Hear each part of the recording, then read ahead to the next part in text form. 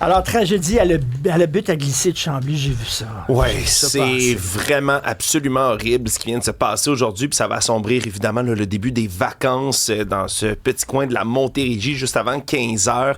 Un enfant à la butte à glisser du parc Robert-Lebel aurait glissé tête la première dans un poteau de métal qui sépare le stationnement de l'endroit pour glisser.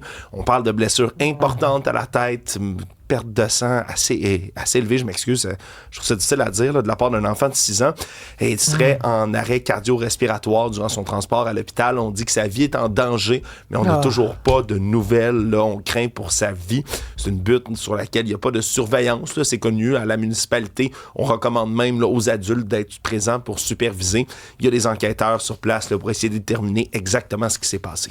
La Colombie-Britannique va adopter l'heure d'été de manière permanente. Et ça va faire jaser. Hein? Je sais, à la maison... Parce que là, c'est en fin de semaine qu'on avance. Là. C'est en fin de semaine? Oui, dans la nuit de samedi à dimanche. Exact. Ça veut dire, ça va faire plus clair plus tard. Ouais, on avance, là. On va comme perdre une heure. Mais quand on va se réveiller, il va faire noir. Encore, oui. Ouais. Je pense que ça prend un mois, là, retrouver la luminosité qu'on a actuellement le matin. Voilà. J'aime ça, me réveiller, puis clair. Et pour les jeunes de la Colombie-Britannique, ça va donc être la dernière fois qu'ils vont faire ce changement d'heure-là dimanche, en novembre prochain. Ils ne vont pas revenir en arrière. C'est ce qu'on a annoncé du côté du premier ministre David Eby, qui dit, lui, on prend cette décision-là pour faciliter la vie des familles, on va réduire les perturbations aux entreprises, on va faire ça pour l'économie puis pour les enfants. En gros, là, c'est comme ça que lui a verbalisé ça.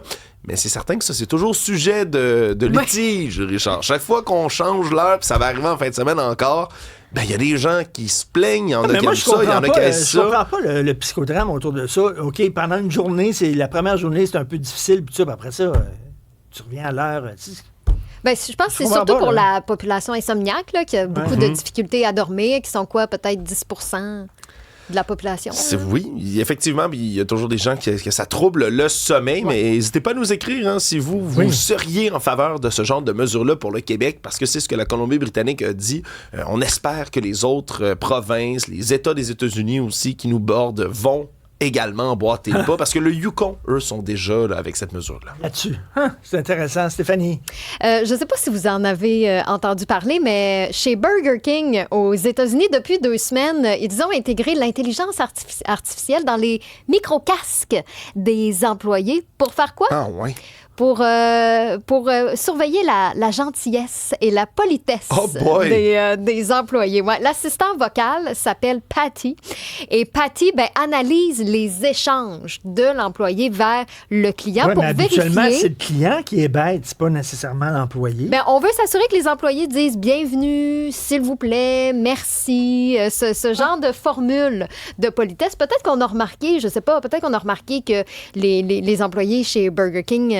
avait pas nécessairement le réflexe. Ça manquait peut-être d'un peu de politesse. Sinon, tu as un choc électrique? Non, là, je pense qu'on va juste ajuster des petites choses. Peut-être que Patty même peut dialoguer avec les clients et avec l'employé et dire « t'aurais pas oublié un petit merci, t'aurais pas oublié un petit s'il vous plaît ». Mais évidemment, là, actuellement, étant donné que ça fait 2 semaines que c'est implanté dans les 500 Burger King aux États-Unis, ça crée justement des débats parce qu'on dit là, on nous surveille, on fait de la surveillance, donc on est dans notre vie privée. Et tout ça, du côté de Burger King, on a dit que c'est vraiment pour aider là, les employés à comprendre les tendances générales du service client, puis que, on s'en tient vraiment à ça, là, que c'est... Ouais, c'est comme quand t'appelles le gouvernement puis dit tout le temps, votre conversation va être enregistrée à des fins de formation. Faut qu'il y ait des fins de formation. C'est pas ça pantoute, parce que vous voulez savoir si on est bête ou pas.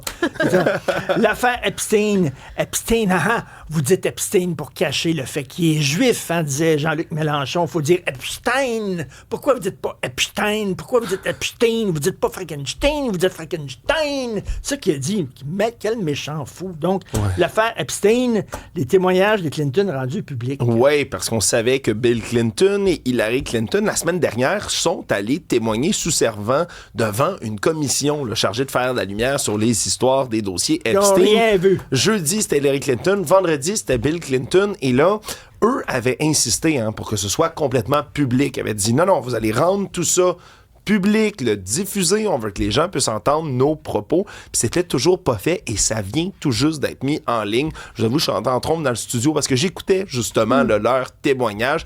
Il y a des passages assez corsés, merci, mais ils ont témoigné sous serment. Il n'y a toujours pas de républicain accusé dans les dossiers Epstein qui est allé parler sous serment. On se contente du côté du Parti républicain de dire « M. Trump répond à des questions tous les jours ». Non, il dit « je connais rien, j'ai rien fait, bye ». Il n'est pas sous serment, là.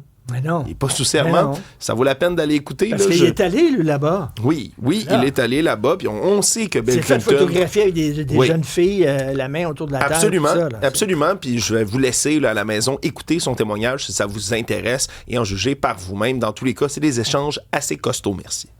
Merci beaucoup. Pour d'autres nouvelles, allez sur le site et l'application cube.ca.